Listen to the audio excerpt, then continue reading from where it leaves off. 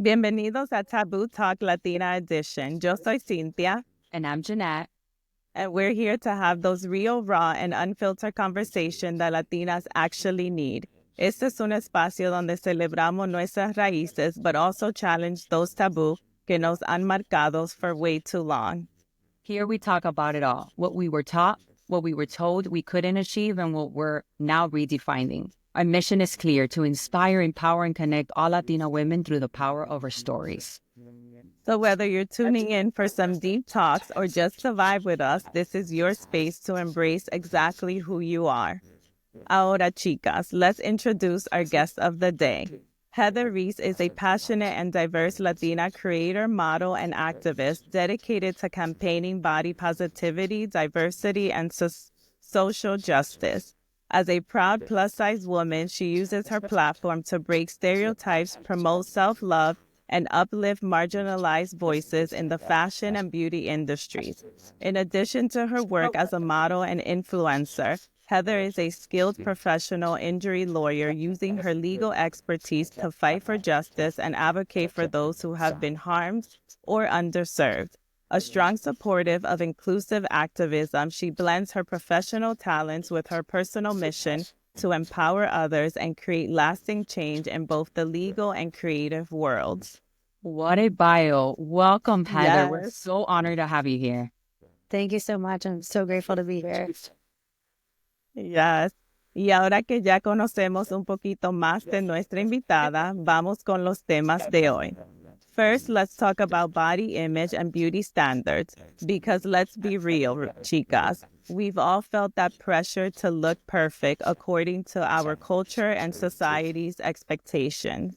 And then with a topic that is still very taboo in our families, mental health. Because if you grew up in a Latino household, you definitely heard the classic that it's for crazies.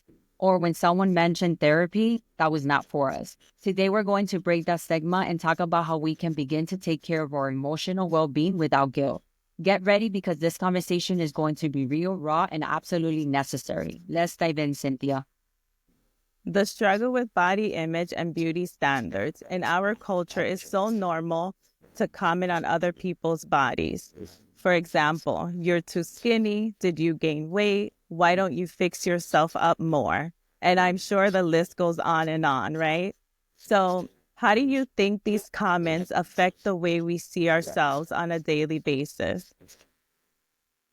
Yeah, so I think for body positivity as a whole, it's kind of a niche concept. It's gotten a lot more traction since COVID. I think when COVID happened, a lot of companies and businesses had to take a hard look at themselves and see that people are gaining weight over COVID, and you can't continue to hide people that are not fitting conventional beauty norms anymore. So there was a huge rush during COVID, I think, for a lot of plus size inclusivity, a lot of body positivity. To be real, I think it's kind of simmered down since then. I think that now it's kind of shifting a little bit backwards to the way that it was before. But I think in today's society, everyone wants to comment on somebody else's body. And for me, it's always been a thing that, like, I see myself and I truly believe that I'm beautiful and I truly love everything about myself. And I think that once you have self-love, you don't really need the validation of others, and you don't seek for that in terms of like the way that you communicate, the way that you dress, or the way that your body is presented to the world. But I think a lot of cultures, especially in the Latina culture, like your body is a huge thing that's talked about, right? I grew up in a Jewish home. It's a lot the same thing. You know, people expect you to fit this certain stereotype. I'm never going to be 5'9", super thin and blonde, and I'm never going to even be 4'9" and skinny with just broad shoulders. Like, those aren't attributes that I have. I'm never going to be the curvy Latina that people see on the TVs, right? That's not me. I'm 5'2", and I'm 240 pounds, and I'm a 22, 24. And for me, body positivity and people seeing that has always been, I want people to know that Latinas come in all shapes and sizes, that beauty comes in all shapes and sizes, and that you don't have to fit a specific norm to feel beautiful, right? Because at the end of the day, there are more girls that look like me than there are that look like other people, right? the average body in America isn't the way that it was in the 90s when everyone was starving themselves and your hip bones popping out was the coolest thing, and you to have your clavicle showing, right? Like those were all the things that were so big then. And I'm not even saying that a small body is unbeautiful, right? Like if that's the way your body is naturally built and that's the way that you look, like that's beautiful. Every body is beautiful in my mind. And I think just trying to beat the narrative and trying to work to change the narrative of that you have to fit a certain goal, a certain mindset in order to be beautiful is what really needs to change. I've done a lot of work with myself and, you know, in self-love and in the way that I present myself, to say that the way that I communicate with myself is the way that I would communicate with my best friend, right? My body is my best friend. So when I look in the mirror or when I try on clothes, I speak to myself like I would speak to my best friend, like, you're killing that. Like, that looks great on you. Or maybe that's not the best thing that you'd want to wear, but you still are beautiful and you look great in something else. So I think like the narrative has to change in the way that we communicate with ourselves and what we're willing to accept from others. That's beautiful, especially the concept about society, right? We live in a world that we're constantly on social media scrolling. And even if we grew up in that culture of like our Hispanic background telling us how we should look and what should we be doing by now, we let the influence of social media get to us and companies and their standards of like, oh, if you need to apply for this job, you need to look a certain way, right? And I feel that we've carried that for so long and then we feel guilty in our own bodies. And like everything you said is so beautiful because you have to embrace who you are. And it's not that you are better than I am or I'm better than her. It's we are uniquely ourselves authentically, right? And we should embrace that. But we need to set those standards and remind ourselves of who we are and where we come from, right? Without letting outside sources like define who we are. Yeah, Yeah, absolutely. that's so powerful.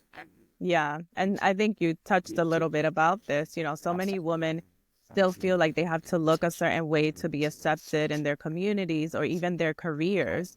So, you know, how can we start redefining beauty on our own terms and stop seeking external validation? You know, like for yourself, when was that moment that you said, okay, enough is enough, right?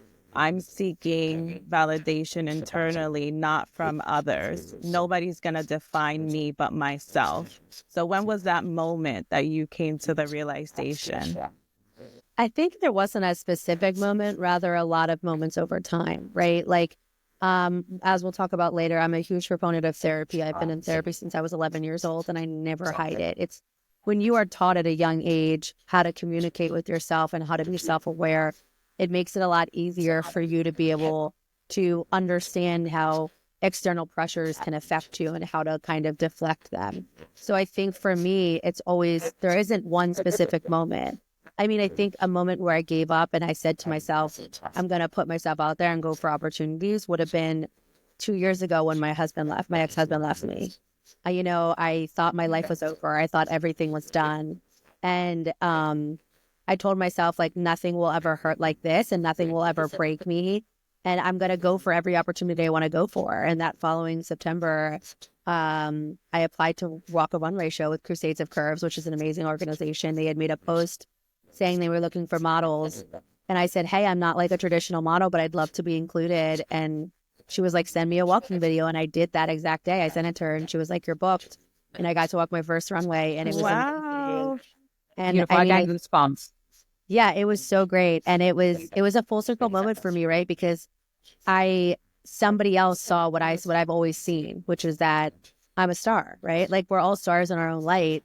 And when somebody else has that same notion too, it's not just validating, because I don't seek validation. It's more like a reaffirming of it, right? Like it's like, no, I knew I was that girl, but now someone else also saw that I'm that girl. And I think for me, it was a big thing. You know, you have to be willing to put yourself out there. You're going to get turned down. I've got turned downs from tons of modeling shoots, right? But then there's all the ones that I've gotten accepted into. So I think like it's less about what your body looks like and more about how you feel inside your body, because like really skinny people have that same struggle, right? Like I've gone shopping with my friends and they can't find a 2X small, right? And like, then it's the same spectrum where like, I can't find a 2X, 3X in some stores, right? So I think like it's less about hating the conventionally attractive and more about trying to understand where each person comes from. Because for me, like, I think I'll never fit conventional attraction standards, and I'm okay with that. Like, that's not who I am, and that's not who I ever try to be. And that's great for the girl that does. That's just not me. But the same way I'm not going to hate on conventionally attractive people, I just expect them not to hate on me, right? Like, if I don't hate you for the way that you fit your body, you shouldn't hate me for the way that I love my body. That's so so beautiful. good. And Heather, I Yeah. wanted to ask, growing up, how was your beauty standards at home? Like, do you grow up with, you had to be a certain way, look a certain way? How was that growing up for you? Yeah, so my mom struggled with weight like her entire life. So I think I saw her once at like 400 pounds. She was then like 200 pounds. She was then like 100 pounds. I think weight was always talked about in my home because of my mom's struggle with her body. Um, and I think it like bled off onto my sister as well. My sister is 4'9", maybe 110 pounds. Like she is very skinny, very athletic. But because of a lot of the times that you grow in homes where people don't like their body, it makes you kind of question everything you love about your body, right? And even today, I see it now with her where like she'll look at herself and she'll be like, "Oh, I don't like the way this dress fits on me. I think it makes me look fat." And I'm like, I'm not going to invalidate your feelings, but there's not a cold chance in hell you look fat. Like, not even like by any standard in anyone's world, but I'm not going to invalidate it. You feel this way. And it comes from, being raised in a home where like weight was a big topic, right? Like I wasn't big during 4 years of my life. And I think that also comes with the confidence that I have, right? Like I didn't deal with that bullying in middle school that some plus size girls do that makes them a little bit less confident than I am, right? In my core years, I was an average kid. I was athletic. I did sports.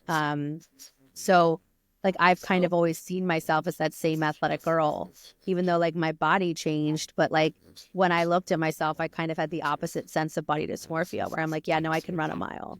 Like I did a cartwheel the other day and I'm like 240 pounds. And my fiance was like, I'm like kind of concerned about you doing a cartwheel. Like, have you done one in a while? I'm like, I think like, memory will be fine.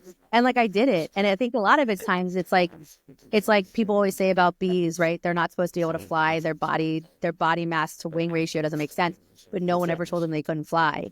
It's like you do things because you don't have any sense of a reason why you shouldn't. So I'm like, yeah, I can do a cartwheel. I did them a million times. I was a gym, like, of course I can do it. And I did it. And it was like solely based off of me being delusional, being like, yeah, it'll be fine. It's my body's totally different. I mean, but it worked.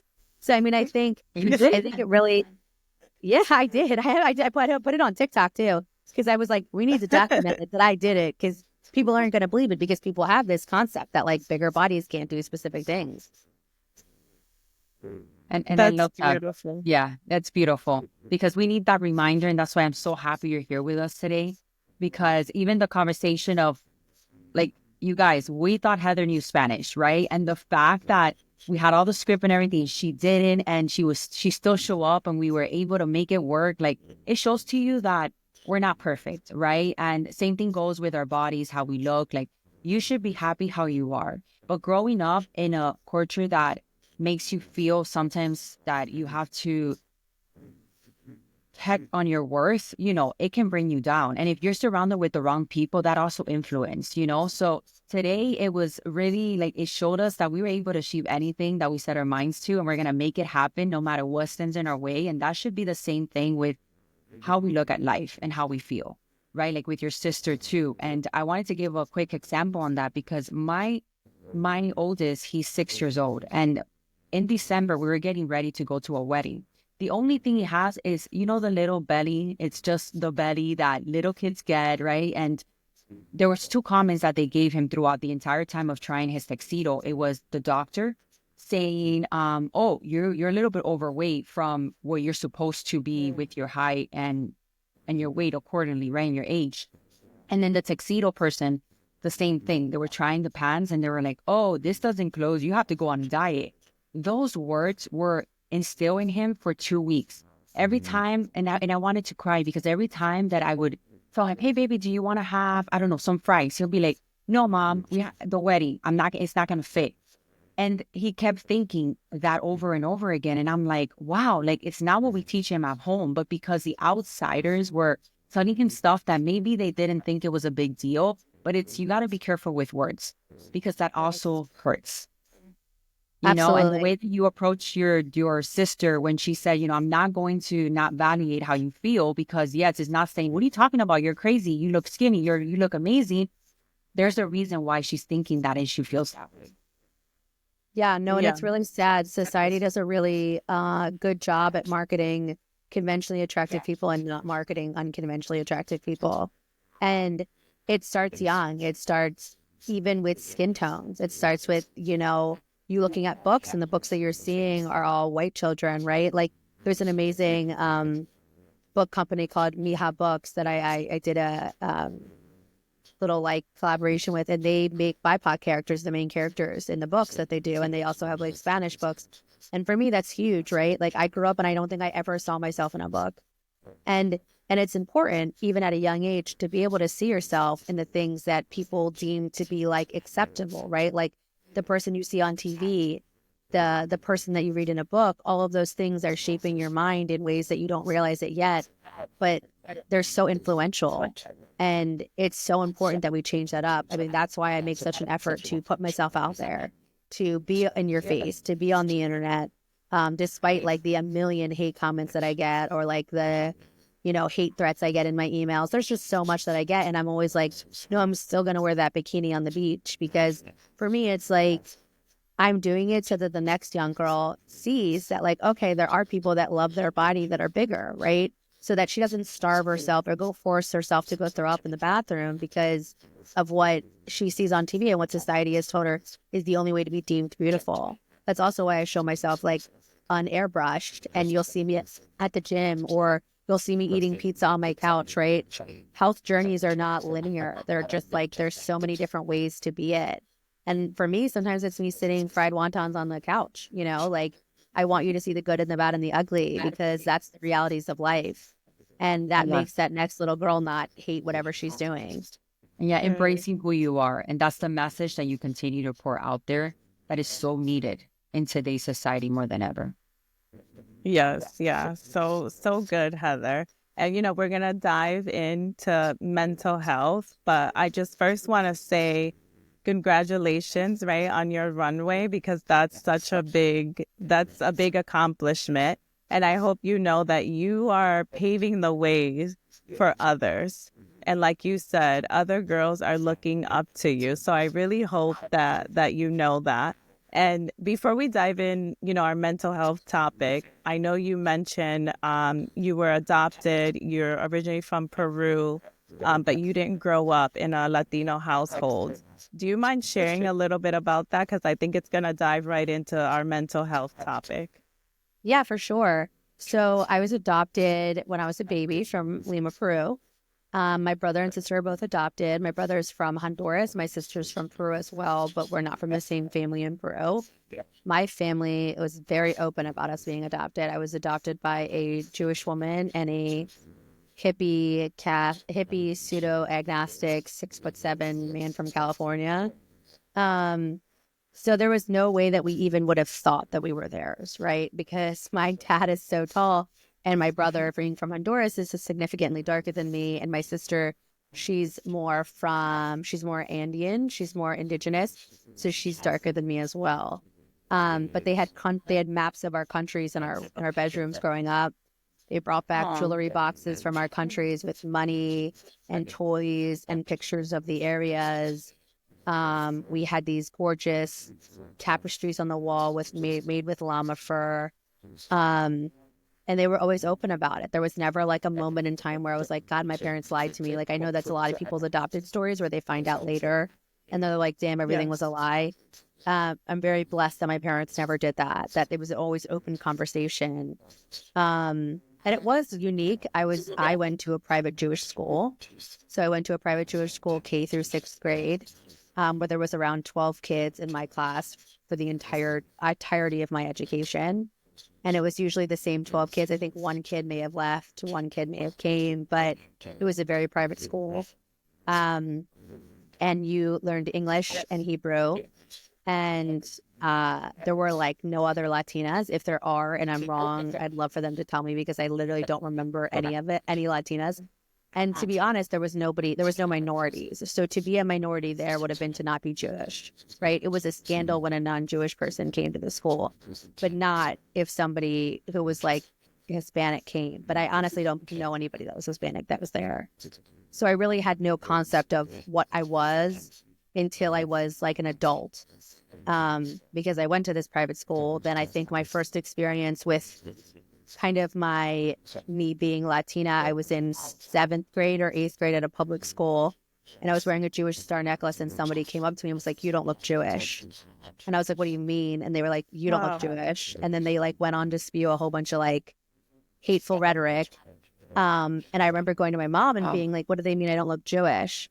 And she was like, "Well, traditionally Jewish people aren't like Hispanic, and that's probably what they meant, but like you being a Jewish woman are going to deal with tons of hate, and you're going to toughen up like I did, and you're going to be fine." My mom's from New York. Like nothing really hits her. So she was like, "You're going to be fine. You're going to toughen up. You're going to push through it." And I think it wasn't until I entered like the professional space where like I was like confused for like a receptionist or a cleaner or some other job that I have respect for either way. And I'm not even offended that I was ever confused for those things. But like, that was probably my only other experience with me being Latina, right? Because I got married I met my ex-husband at 17. I got married at 24. I moved in with his family when I was 19.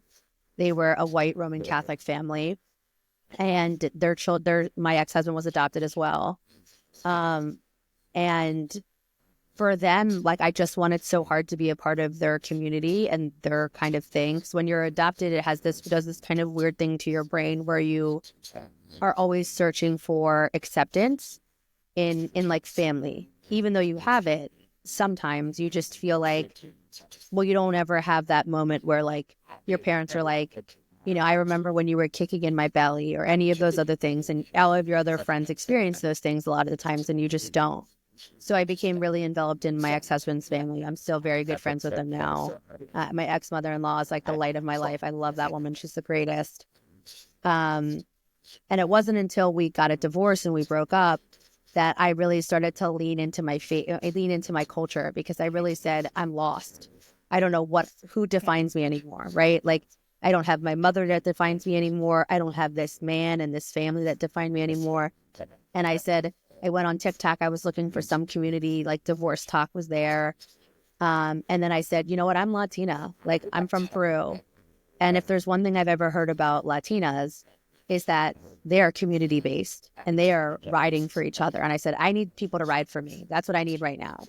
And I reached out to a bunch of different Latina groups and I joined a whole bunch of stuff. And I started a series on Instagram where I promote Latina-owned businesses, and it blew up. And it was this amazing thing where I got to get reintroduced to my culture. I met Peruvians. I got to cook with a famous Ecuadorian chef. Like, I got to do all these amazing things with these beautiful women and men in the Latino and Latina and Latinx space, like creating amazing things that I never would have thought of, that I never even knew, right? Because the problem with our community is that visibility isn't there.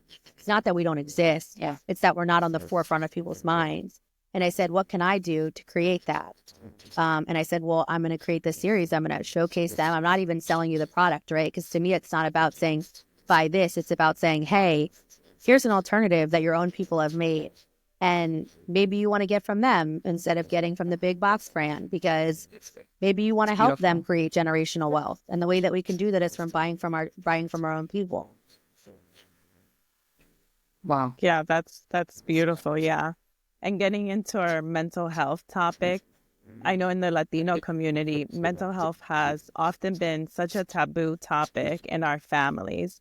Many of us grew up with the mindset of, tough it out, keep going, don't complain.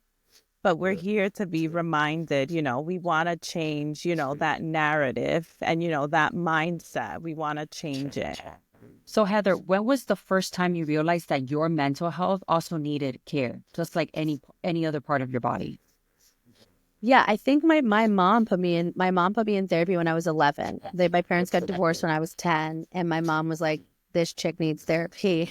And I guess in like our culture, it isn't like in the Jewish culture, like mental health isn't that taboo from my understanding. Like it's something there's a lot of like I went to a Jewish therapist, right?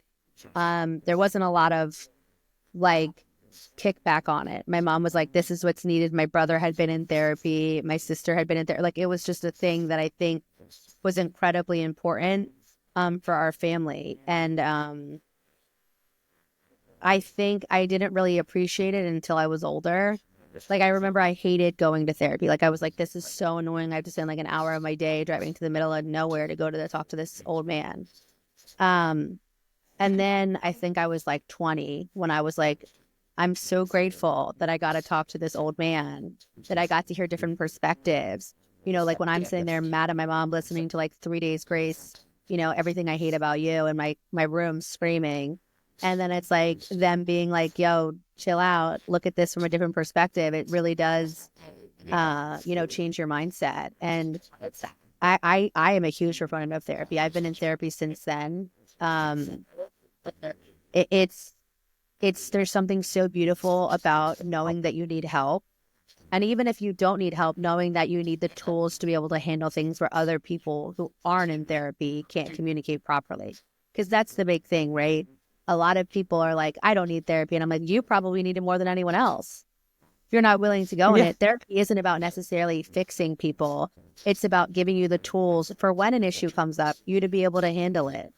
Um, I'm a huge proponent of couples therapy. I went to couples therapy with my fiance, right? Like when we first started dating, I said, this is important to me. I don't communicate the best all the time. Are you open to this? And he was like, I mean, this is a little unconventional, but sure. And like for me, it was important because I was going through a divorce. I needed to be able to communicate with you properly. Sometimes I don't. Sometimes I handle things in a way that isn't the healthiest. And that's why a third party being able to be there, being like, hey, listen, is important. But overall, I think therapy and realizing that it's self-care is so important because it's so essential to functioning, not just for you, but because it's not always about you. It's about how other people speak with you and how you can take that in, right? And therapy teaches you it might not be about you. Their anger and their venom isn't, even though it's being directed to you, it's not about you. And sometimes therapy teaches you ways to be like, okay, I know how to realize that they're spewing this, but it's not meant for me. So I'm not going to let it hurt me because it's not meant for me. And that's a powerful tool because you have a shield that you're able to not with knowledge, with experience to be able to say, you know, I can give this person grace because I understand that they're in a different space than I'm in. I understand that they don't have all of the tools that I have. And right now they're just reactive. I think therapy also teaches you how to not be reactive as easily, right? So yeah, I mean, I would say that for me, it started young. I did it at 11, and I think I really started to appreciate it when I was in my 20s. Because I saw everyone around me just kind of like flailing. And people were always said to me like, well, you're able to communicate in a way that you're calm. Why are you always calm? And I'm like, years worth of therapy made me calm, right? Taught me at a young age on how to like diffuse a situation or to be able to retract myself from a situation, right? Like even if the situation's out of control, what do I have control over? What can I change for me? Love that.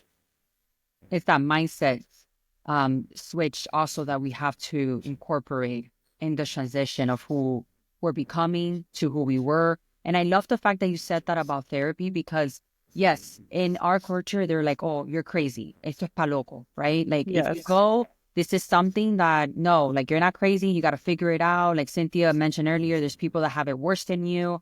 Like they think that it's not meant for us, but it helps us evolve in ways that we can't even imagine, right? And like you said about when somebody's dealing with something, we tend to put, but what did I do? You know, I don't deserve this. Well, it's not always about you, right? There's things that we had to work on to heal and become the person we are today. But we also have to keep in mind there's people going through it daily, whether it's our spouse, our friends, our kids, right? How can we help them and help them overcome it and just become better? And those are things that I feel that we take for granted in therapy, that we think it's not meant for us or we don't need it or we don't want to invest in it when actually it's going to help us in the long term. Yeah, that's so powerful. And I know mental health is not just about therapy. It's also about, our daily routines. So, Heather, if you can share what small changes have you made that made like a huge impact on your emotional well-being, like any tools or anything that just made a big impact. Yeah, I would say the biggest thing is, like I said, talking to yourself like you're your own best friend, right? Like I wake up and I look at myself in the mirror and I talk to myself like I'm my best friend, right? Like, you're beautiful, your hair looks great today. Like, even little things, like I'm a very big person on like words of affirmation, right? And I get to give myself words of affirmation. And I think that's important, right? You communicate with yourself in a way that's positive and you keep positivity around you. So for me, that's a big thing. I also don't put myself into situations where there's negativity. I really do a huge goal. Like, that's my big thing, right? If something is toxic and I'm not meant to be there, like, I respectfully say this isn't a space for me. I say, like, I love all of you guys in this space, but unfortunately, I can't be here for my own mental health. It's at a detriment to me, and I'm not willing to do that. I set boundaries. I think boundaries is the greatest form of self love that you can do, because it's a way of you saying, I respect myself enough to tell you that I can't give on this, that this is a thing that's important to me in the way that I function. So I think that's a really other big thing, and Yes. that's, I know, super taboo in the Latina culture and also in the Jewish culture, right? Boundaries are things that people don't Yes. love, but they are a big portion of self love. Yeah, that's beautiful. Yeah, And I that think it's yeah. also to do with the boundaries is, like you said, are they going to judge us? What are they going to think of us? Well, what if I don't want to do this? Are they still going to talk to us? Right. And at the end of the day, setting those boundaries for your mental health, it does not matter like what the outcome will be, as long as you know you're doing it for yourself. At the end, the right people are going to follow, the right opportunities will come. But if you don't have those boundaries, I feel that it gets to the point that you're going to feel burned out. You're going to eventually mess up somewhere, and you're going to feel like, again, here I am again in the same space that I was a while back because I'm not being intentional where I'm heading. I'm not setting boundaries. So that's why we keep making those same mistakes and we keep falling on the same cycles over and over again. So I'm glad that you mentioned that, because it's not just the self-love portion of it, but it's also the perspective of setting those boundaries that we know we have to and we're scared to put them firm. Yeah, that's so good. Setting those boundaries. And I know another thing that, we can talk about is setting boundaries is a big taboo, and also the fear of seeking help.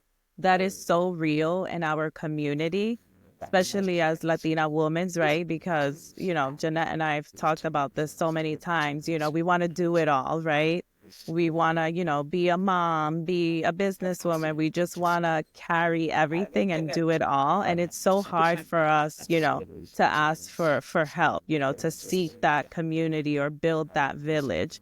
So, Heather, how do you think we can change that mindset and have women feel that it's okay to ask for help and, talk about, our emotions and say, hey, I'm feeling burned out. I need help. How do you think we can change that mindset?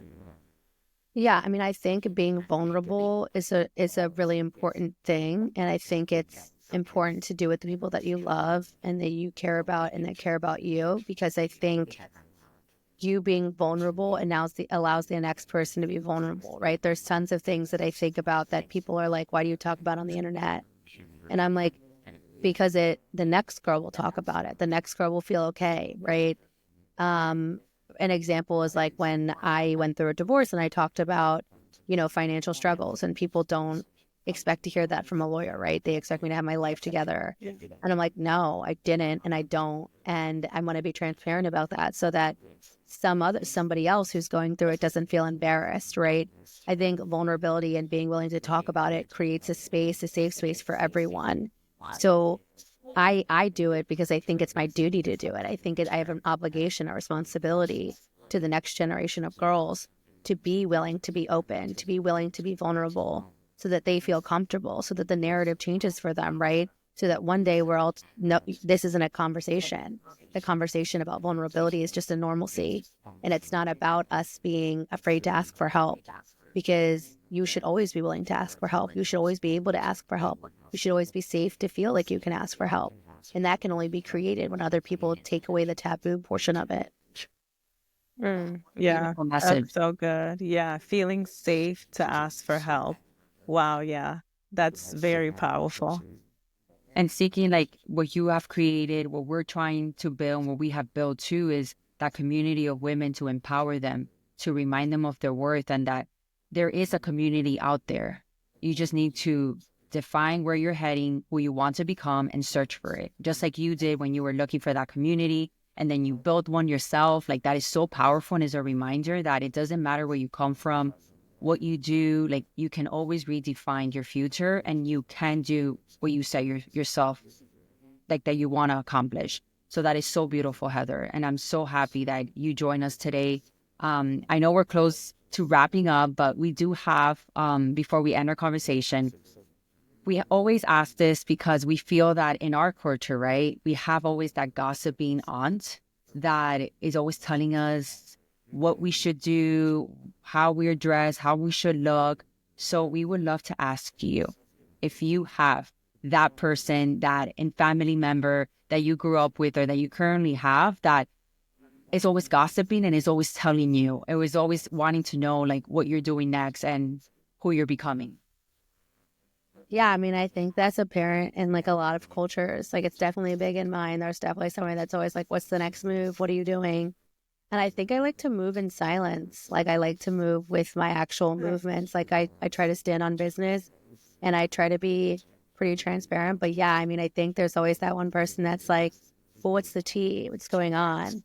And I'm like, "Do you Yeah, really want to know, or do you want to know because you want to tell it to somebody else?" Right. So for yeah, me, what I've always done to kind of like deal with that is just put it out there. You know what I mean? Like, whatever I'm doing, if it's something that's public, you don't have to ever ask because you're gonna see it. It's on the internet for everyone else to see. Because I don't even think I'm usually the topic of conversation anymore, just because people can just find whatever I'm doing on the internet that they don't Of really course, need to yeah, gossip about nowadays. me. Yeah, but I mean, I think I definitely do have a person that's like, "What's she doing? What's the tea? What's the hot gossip?" And I'm like, "Nothing, like none." Don't worry about it. You'll find out. Look at Right? my I'm like, yeah. just Facebook. catch the next thing, catch the next gram live. You'll Um, see. Love it. yeah, Heather, oh my God, you dropped so much gold today. Thank you so much. And if you can share with our listeners your social media platforms, where they can find you. And of course, we'll add it to our show notes, but we always like for you to shout them out. And any new projects, what's next for you? We would love to know. Yeah, of course. So my Instagram is Heather_RXOXO, and that's the best way to get a hold of me. I do read all my DMs, despite people like saying crazy things in them. I do read them all. So my thing that I'm still working on is I'm still doing my series where I showcase Latino, Latina, and Latinx businesses. I have now expanded it to Black-owned businesses as well and other minorities. And in addition, I want to make sure I'm very specific that Indigenous people have always been included, but I want them to also be included in it. I think my series is the most important thing to me. It's the thing I cherish the most and I appreciate the most. So if you know any businesses out there, anybody, or you are a business yourself, doesn't matter how big or how small. I've worked with somebody making stuff out of their kitchen to a big box brand out of, the major stores. So just know it costs nothing to be on my series either. I don't charge anything. It's never been the So money for me. It's been about creating visibility for all of us and for the people that need it the most. And given today's climate, it is us, it is Black and brown that need our names out there, that need to help get generational wealth. So please don't hesitate to reach out to me. wow, Heather, that's beautiful. Thank you for everything you're doing. Thank you for sharing your story with us today, your challenges, and all your amazing energy. We couldn't thank you enough, especially with the little issue we encountered this morning. Again, we really appreciate you. And before we leave, we would like to invite our listeners que se unan a nuestro Jarrito Taboo Life en Instagram, donde seguimos rompiendo tabús con preguntas rápidas y muy divertidas. Sí, no se lo pierdan. And of course, follow us on social media, our Instagram, Facebook, YouTube, and TikTok for more conversation like this. And of course, don't forget to subscribe to our YouTube channel. Until next time, thank you so much, Heather, and thank you to our listeners. Thank you. Bye.